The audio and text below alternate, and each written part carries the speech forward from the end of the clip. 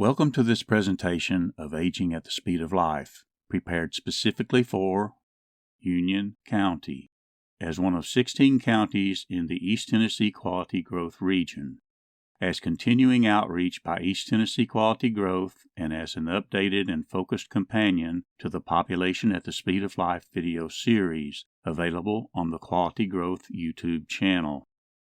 The aging of our population has been and continues to be an important transformation within our community. Understanding population growth, change, and aging is important for various undertakings, whether you are in government, a civic group, a nonprofit service organization, or a business, or just an informed citizen.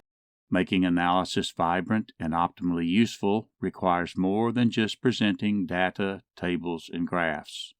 It requires understanding the life dynamics underlying population change and transformation, to glean insights from the past, to comprehend the present, and to imagine the future. Knowledge is important, but an informed imagination is more important than knowledge alone. My goal is to engage your imagination and inform it as we consider the aging transformation of our population over more than 120 years. Imagine Union County, population, growth, and change, and the aging of our population. We can begin by tracking changes in the age distribution of the population, from the past to the present and projected into the future. The distribution shows population count by 5-year age groups, from 0 to 4 years old on the left to 85 years old and older on the right. We begin in 1950 and will progress the distribution decade by decade to 2070 to illustrate the basics of demographic change and aging transformation. The distribution of population by age in 1950 looked like a slightly irregular and flattened pyramid, rotated and laid on its side, with a large young base and a small old apex. This was a young population in 1950 with relatively few members at older ages. Remember this shape for comparisons later. Before we dig deeper, let us preview the aging transformation of the population over 120 years, decade by decade to 2070.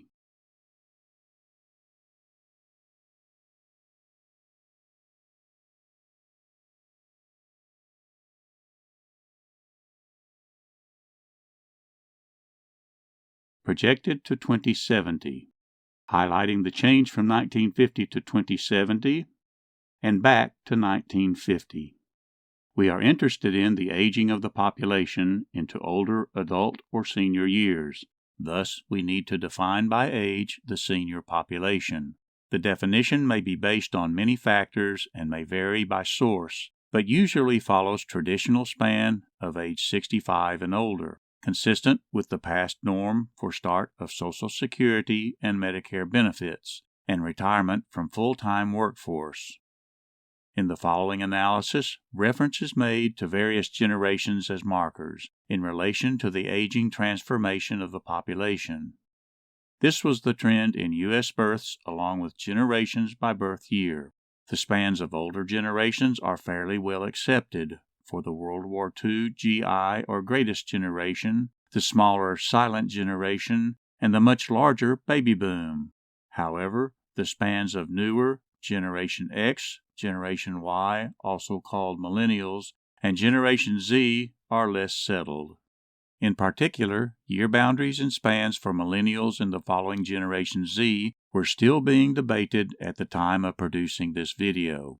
Note that the millennial generation in blue is shown as a 21-year span to the year 2000. The usefulness of the year 2000 millennial marker to define a generation has come into question, and some argue that the span for the millennial generation should be closer to 16 years, still allowing for generational coming of age during the new millennium, but bringing Generation Z about 5 years further into the graph. Some would limit the span of Generation Z to about 15 years, to 2010, making the sequence of Generation X, Millennials, and Generation Z approximately the same spans.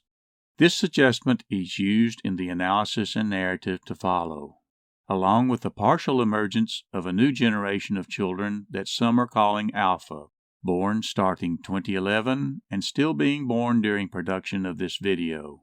And for further context, a precedent lost generation born mainly prior to the turn of the century and whose members came of age during World War I. Approximate generation age groups were used to fit graphics of population characteristics by age for 5-year cohorts in the graphs to follow. Thus, graphic portrayal will be off by a year or two for the actual beginning and ending birth years of most generations. To track the transformation and aging of the population, we will use the baby boom as our main marker. Here, showing the leading edge born by 1950. As context, we will also identify the silent generation by S, the World War II GI generation by G, and the World War I lost generation by L. The GI generation and the silent generation were the parents of the emerging baby boom. In successive graphs, we will add generations X, Y, and Z as they emerge, and the new generation Alpha that is still being born during production of this video. We will age the graphs in 10-year jumps, consistent with the decennial census base of our historical data, available to 2010 at time of production of this video. From 1950, the graph ages 10 years to 1960, with the baby boom showing emergence of 15 years of its ultimate span of about 20. The emerging baby boom experienced high outmigration during the decade from 1950 to 1960, particularly as silent generation parents left the county along with their young children. By 1970, the baby boom was complete as the leading edge transitioned into young adult ages, still experiencing outmigration from 1960 to 1970. 1980 saw a jump in the baby boom, reflecting strong in-migration of both young adults and parents with children from 1970 to 1980, possibly due to spillover from growth in the adjacent metropolitan center, Knox County. The growth in overall population slowed from 1980 to 1990, with smaller in-migration. The baby boom aged fully into adult status and reached the verge of middle age. The next decade from 1990 to 2000 showed strong increase due to in-migration, followed by modest in-migration increase the next decade from 2000 to 2010. The baby boom was then a mature population on the verge of entering senior years. Focus now on the senior years in 2010. The senior population showed increase from 1950 to 2010, due partly to more recent in-migration, but also due to aging of the 3 generations preceding the baby boom. The county was a moderate retirement destination, especially for the silent generation, and this boosted the senior population. The population was transforming to an older distribution even before the baby boom aged into senior years. Note that continued age-specific, mixed positive and negative, minimal to moderate migration forms part of the assumptions for population projections to follow. Projecting the distribution to 2020, consistent with data for previous videos in the Population at the Speed of Life series, shows the first part of the baby boom entering senior years, quickening the aging transformation. This population distribution was based on an older set of projections published in 2019 by the University of Tennessee Center for Business and Economic Research, or CBER. We can now update to newer projections published in February of 2022 by CBER. New data allow an estimation of the 2020 population distribution using recently released 2020 census total population count and other age-related demographic estimates. The changes in the age distributions between the old and new projections were minor and did not materially affect the analysis between this presentation and previous video presentations in the Population at the Speed of Life series. We can now switch from 10-year jumps to 5-year jumps as we age the graphs across the screen, gaining finer detail in the process. Note the general shape of the distribution up to senior years for comparisons later. Pay close attention to the age group 85 years old and older, which demographers have labeled the oldest old. This will be an additional focus of aging transformation in our future population. Putting the graph in motion again, we see the aging of the baby boom to 2025, and fully aging into senior years by 2030. The increase in the oldest old population is projected to keep pace with the increase in the remainder of the senior population. As the silent generation ages further into old age, the baby boom is now on the verge of making a substantial transformation of the oldest old population over the projected next 20 years.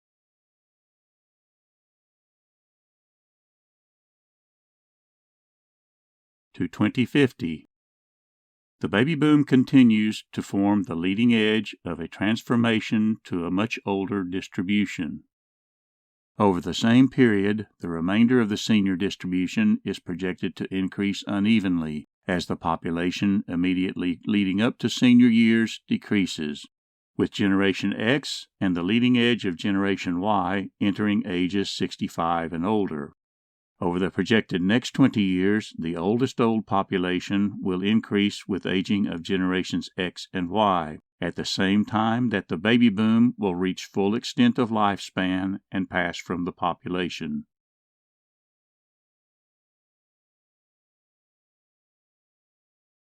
To 2070.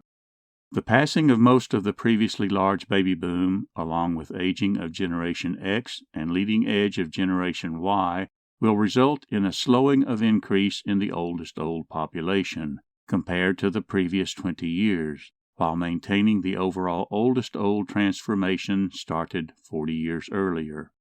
Over the projected final 20 years to 2070, the remainder of the senior distribution is projected to increase unevenly as the population immediately leading up to senior years continues to decrease, with the trailing edge of Generation Y and the leading edge of Generation Z entering senior years, maintaining the overall transformation of an older population started 120 years earlier. The decrease in population leading to senior years becomes evident if we compare the previously noted general shape of the population distribution up to senior years in 2020 to the general shape of the distribution in 2070. The county is projected to lose many of its fertile young population, along with their children and potential children, and this will ripple up the age scale over time to dampen the increase in the senior population. Comparing the projected 2070 age distribution to the 1950 distribution, we can see the transformation of an aging population over 120 years. The beginning or leading edge of the baby boom around 1950 was not the beginning of a future tsunami.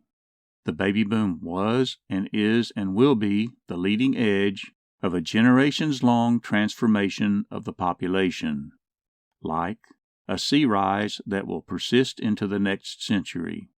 To further illustrate the aging transformation and its long-term persistence, we can focus on the senior population count from 1950 to present and projected to 2070. The senior population increased continuously from 1950 to 2010. From 2010 to 2030, the aging of the baby boom results in a noticeable rush of senior population increase, which will moderate and level out after 2030.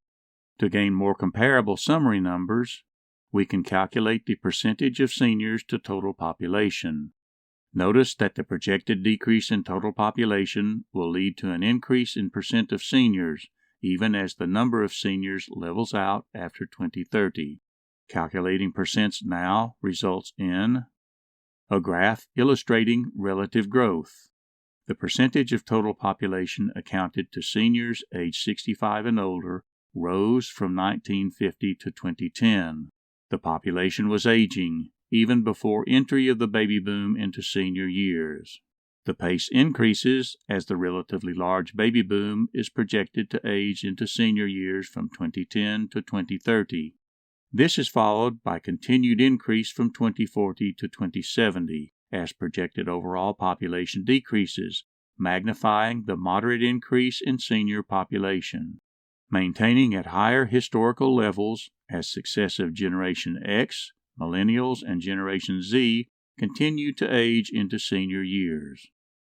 Focus on the 30.53% of total population in 2070, as this relates to the projected population distribution in senior years by 2070. Ask yourself if this percent will decrease in the future to the turn of the next century and beyond, given the relatively large generations that will age into senior years in subsequent decades. The percent of population accounted in senior years probably will not decrease much, if any, but will continue into the future to the year 2100, and then well into the next century. The distribution of the population at that time will have momentum to maintain the high percent of senior population, and thus maintain the past transformation to an aging population. How did we sustain a progressively aging population over such a long period of time? The answer is by progressively improving survival or staying alive longer. By 2010, as the baby boom reached the verge of entering senior years, the aging transformation was obvious compared to the starting pyramid shape in 1950. The relatively large bulge of the baby boom at the time raised concern of impact on the future senior population and related programs such as Social Security and Medicare. The popular press and some academic sources inaccurately labeled the pending phenomenon as a tsunami, but I prefer to call it a persistent sea rise and use a more local term for future impact. Triple whammy. The baby boom was a large birth generation. After initial outmigration during its emerging years from 1950 to 1970, it grew substantially from in-migration, especially more recently during the 1990s and 2000 to 2010. And something not evident, it was a generation that was surviving or living longer, and thus reaching senior years in greater numbers. This last leg of the triple whammy may be the most important factor transforming population distribution by age from the past and into the future. To facilitate consideration of this important factor, we use a series of U.S. survival functions from 1900 to 2000. The initial graph portrays expected survival of a cohort born in a given year, here 1900, assuming the death rates by age at the time. In reading the graph, the numbers reflect percent of total population expected to survive by year of age. As example, in 1900, you would expect 80% of the babies born would survive to age 5. That means that you would expect 1 in 5, or 20% of babies born in 1900, to die before age 5.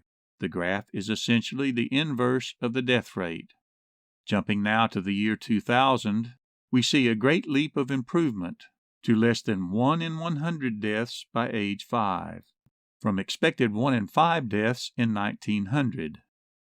Most of the improvement in survival happened from 1900 to 1950, especially for the younger population, and most of that was due to the dramatic increase in survival for the population younger than 5 years.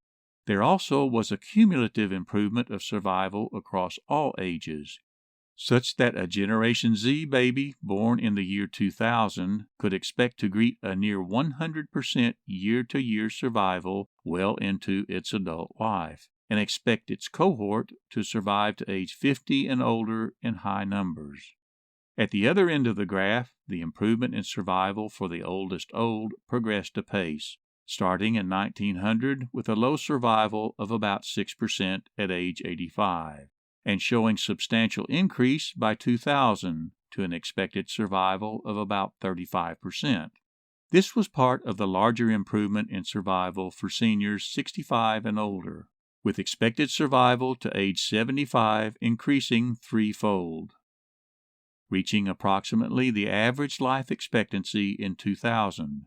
Life expectancy showed a long-term improvement and increased by more than 30 years from 1900 to 2009, to shy of 80 years old, as the baby boom was on the verge of entering senior years. Ancient text describes the situation fairly, with range of expected life from 70 to 80 years, with certain challenges in the interim. Remember labor and sorrow for future reference, from words written about 3,000 years ago. However, other ancient text provides a different perspective, beginning with a statement that fairly reflects the present situation of low infant mortality and longer life into older age for most adults, but raises the bar for ideal life expectancy to 100 or more. Assuming successful breakthroughs in medicine and aging research and improved well-being in the future, we may be on the cusp of that ideal. And some speculate that many in the youngest generations present and being born today may routinely live to 100 or even 120 years old. Not only would this maintain the transformation of our aging population, but also may intensify it in the future. Let us now tie things together and exercise our imagination. Imagine generations connected, with each older generation improving well-being and survival, and improved well-being and survival progressively greeting each new generation. We start with the survival curve for 1900 and overlay generations of interest at the time.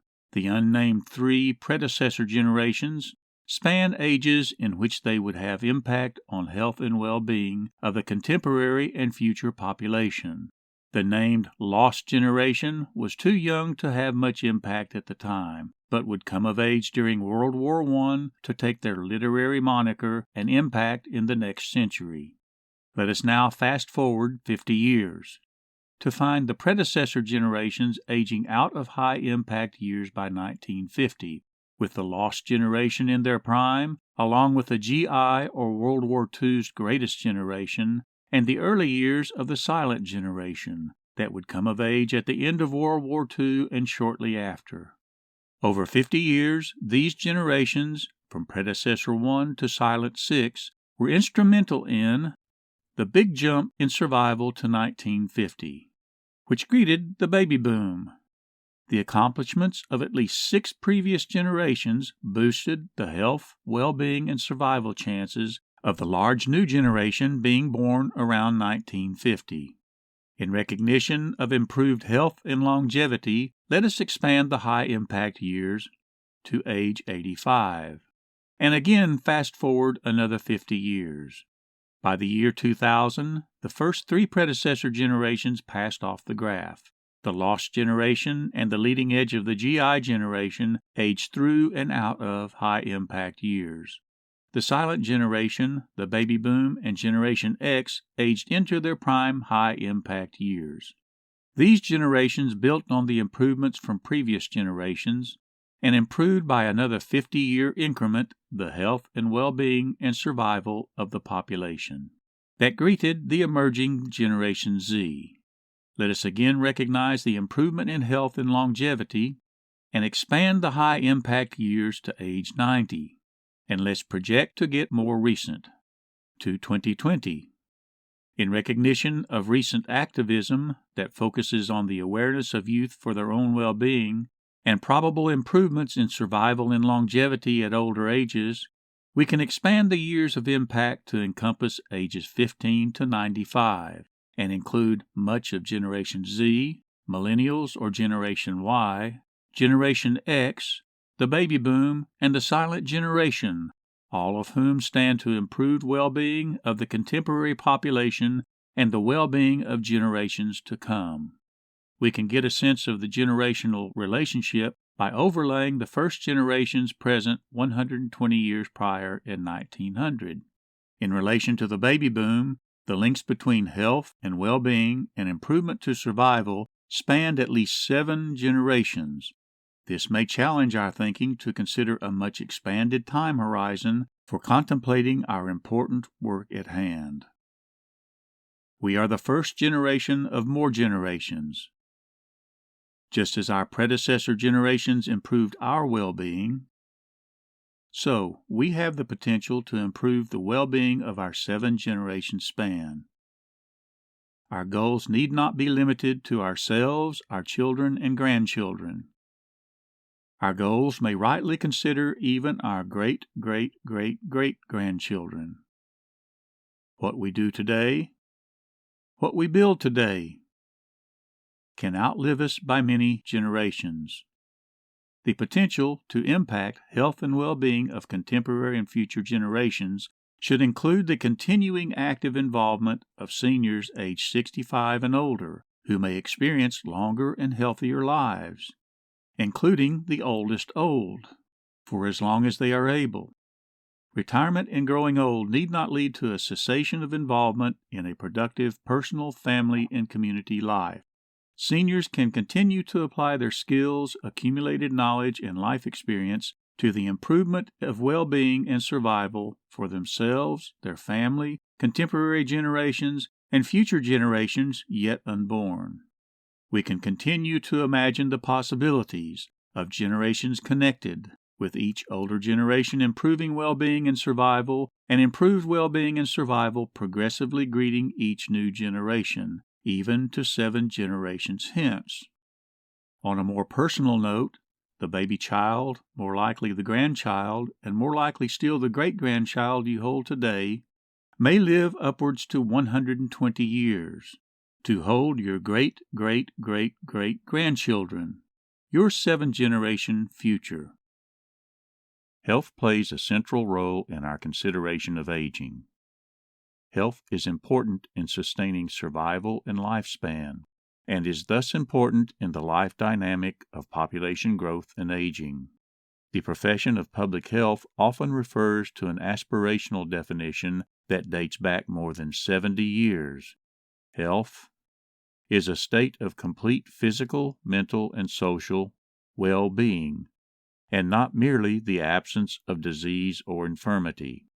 Well-being is an inclusive term, encompassing the many factors that lead to survival and longer life.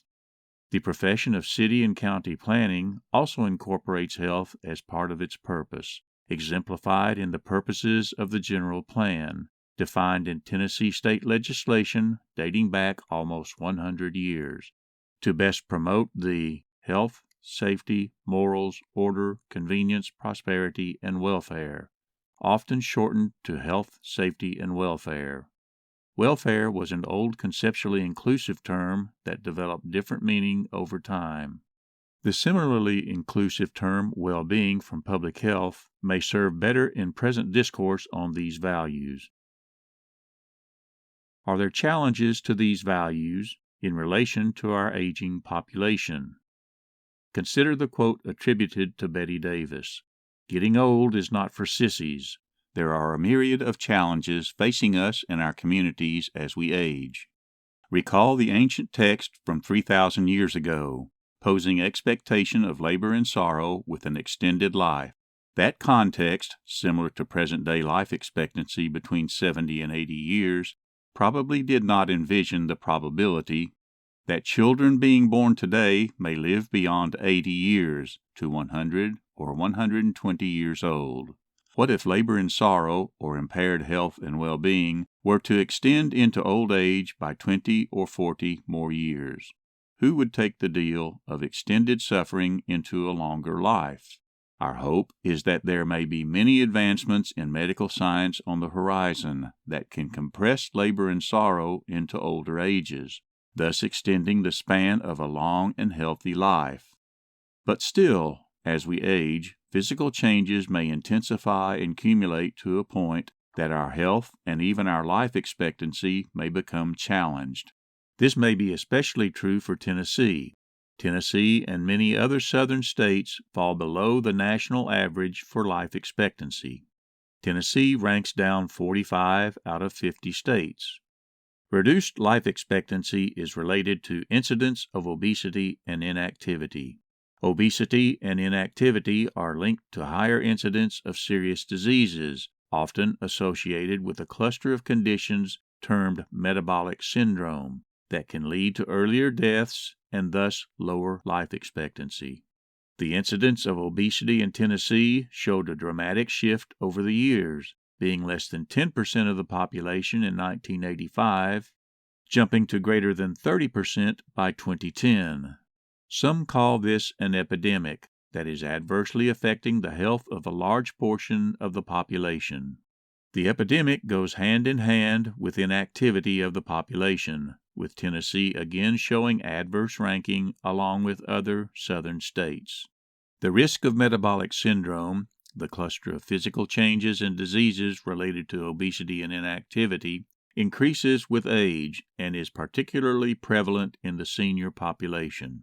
So, what is the prescription for better health and well-being and longer life?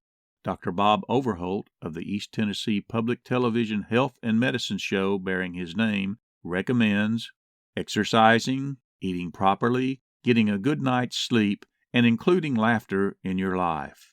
Exercise or being physically active is especially important. It can have beneficial effect on health and well-being comparable to a blockbuster drug. And it can be an inexpensive prescription that includes routine activities of daily life in our communities. Health is related in many ways to our built environment in which we undertake those routine activities of daily life in our communities, and is an important part of quality growth. This is recognized in the profession of city and regional planning, particularly planning for communities that can harvest the health benefits of exercise and active living. The profession of public health also recognizes the importance of the built environment in sustaining well-being, and there is a growing literature on how we can build our communities to enhance health. The Tennessee Department of Health recently launched a Built Environment and Health program, which recognizes that how we build our communities is tied to primary prevention of disease and infirmity. In the broader umbrella of design professions that include architecture, engineering, and city planning, the principles of universal design provide useful guidance that our built environment should be designed to be usable by all people. This requires consideration of all ages and physical conditions, including the elderly and disabled. How do you make sure someone is paying attention to the issues, needs, and challenges of seniors? You can designate a system to plan and program from state to region to local and back. The state of Tennessee has a system for addressing the issues of aging and disability. The Tennessee Commission on Aging and Disability acts as a conduit for program funds under the Federal Government Older Americans Act and various other program funds from federal and state sources. The Commission addresses the needs of persons ages 60 and older and coordinates with several other state agencies. The main implementation arm of the Commission are 9 regional area agencies on aging and disability, or AAADs. The AAADs plan a system of services within their region based on state allocation of funds. Several agency programs provide opportunities for volunteer service. The AAADs oversee multipurpose senior centers, providing a wide array of information resources and services in all counties in the state. Funding includes not only federal funds but state funds and funds provided by local governments and the community. The local senior center also provides a venue for volunteer service. Many of the programs of the Tennessee Commission on Aging and Disability provide avenues for local volunteers to become involved in providing services to seniors and the disabled. As example, one of those programs addresses our values of health, safety, and well-being. The SAIL program, or Staying Active and Independent for Life, promotes health through exercise, with focus on safety through balanced training to reduce fall risk, and supports well-being by enhancing ability to age in place at home. With coverage unique to East Tennessee, the East Tennessee AAAD works in tandem with county-level offices on aging.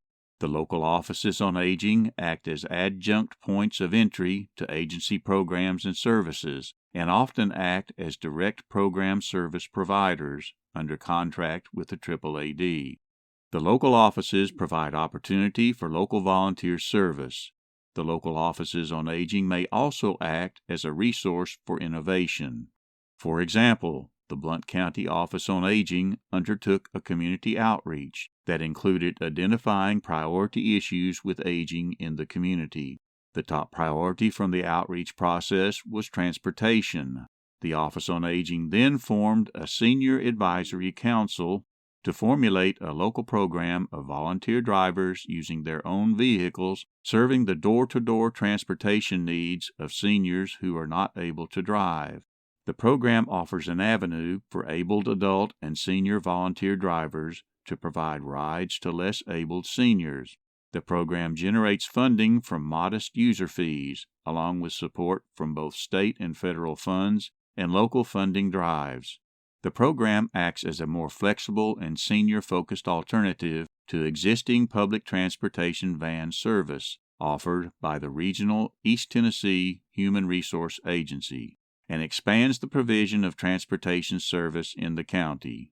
The Blount County Senior Miles program provided a successful local template for developing a statewide program called My Ride Tennessee under the Tennessee Commission on Aging and Disability, thus making a loop of innovative planning and programming back to the top. The programs of the AAADs provide many opportunities for all adult ages and generations to become involved in providing services to the older population.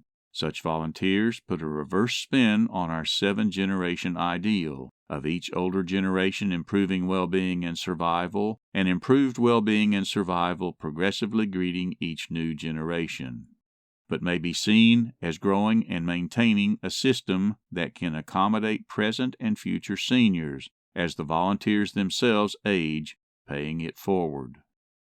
On a broader policy canvas, the proportional changes over time between children, seniors, and the workforce pose a different type of challenge.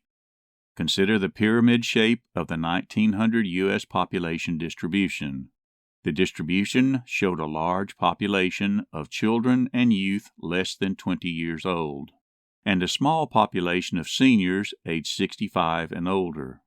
The proportion of children and youth to working age population ages 20 to 64 years was relatively large, and the proportion of seniors to working age population was relatively small. This relationship persisted to about mid-century. Fast forward to 2010. The working age population grew, but so did the populations of children and seniors. The shifting of dependency ratios, or proportion of children and old age seniors to working age population, is of particular interest in considering the policy impacts of our aging population. We focus on the historical trend from 1950 to 2010 and projected to about 2080, consistent with other analysis in this presentation.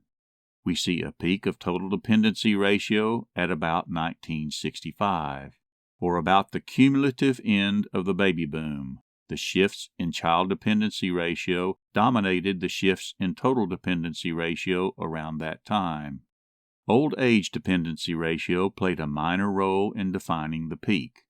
There followed a period of relatively small increase for old age dependency ratio up to 2010, which was about the low point of total dependency ratio, while the child dependency ratio dominated overall trend with a succession of factors, the first being the large drop in fertility after the baby boom.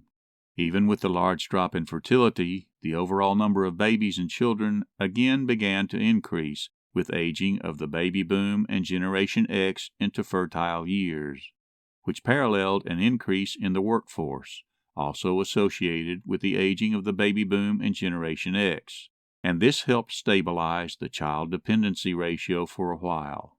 Births then peaked and began to drop, along with a return to falling fertility rate. The child dependency ratio thus again dominated the trend in total dependency, as old age dependency remained a minor driver of trend up to about 2010. The projected child dependency ratio then levels out and becomes a very minor factor in changing overall trend after 2010, but still tracks above the old age dependency ratio. By 2010, the baby boom had aged into mature years and was thus on the verge of entering old age. As the baby boom entered old age, the projected old age dependency ratio begins to rise steeply, and old age dependency dominates the trend in total dependency. Following full aging of the baby boom into senior years and the subsequent aging of generations X, Y, and Z, the projected rise in old age dependency ratio moderates, but still dominates the trend in change of total dependency. Notice that old age dependency is projected to approach but not overtake child dependency. The aggregate effect of changes in total dependency ratio highlights that the combined near parity of child and old age dependency around 2080 will not rise to the peak level of 1965 total dependency, driven by emergence of the baby boom. Yet there remains a concern with our aging population and old age dependency in the future. The cost of raising children and the cost of addressing challenges of an aging population are substantial. However, there are major policy concerns with societal resources that support the senior population. As people age into senior years, they quickly increase their demand on those resources. This is especially true for the oldest old, aged 85 and older, who often face progressively more severe challenges of health and finance. A major societal support program for health care of the senior population is Medicare.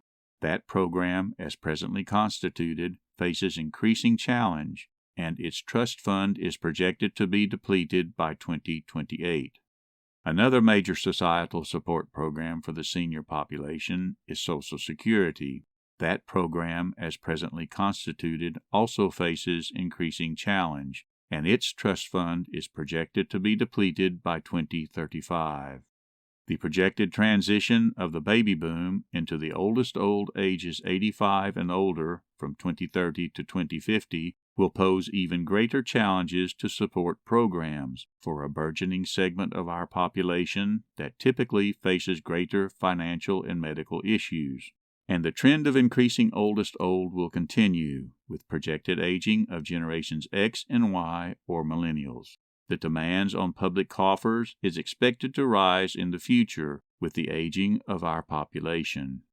So, when should we address our core values in relation to our aging population? For challenges we may face due to our aging population, if we address those challenges now, we will address them for the many generations to follow.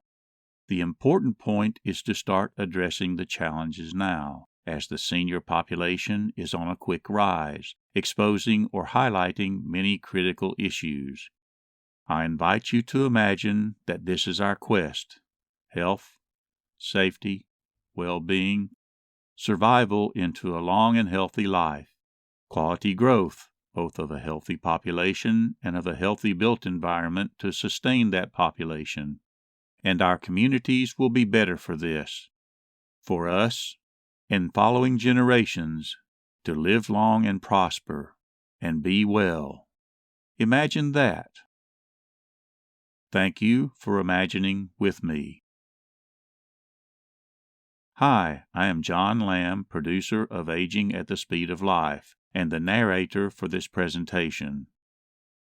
I am retired after almost 22 years as Blount County Director of Planning, and I continue activity in local groups addressing the issues of aging and health. I am also member of similar groups at the regional level in East Tennessee.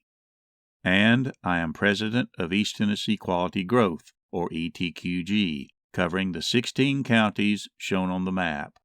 East Tennessee Quality Growth is a 501c3 nonprofit organization with mission to promote regional and local dialogue, along with regional cooperation and local action. This video was produced as a volunteer service with no funding from any government or private organization. You may access more videos on population growth and change in the 16 counties of the East Tennessee Quality Growth region on the Quality Growth YouTube channel.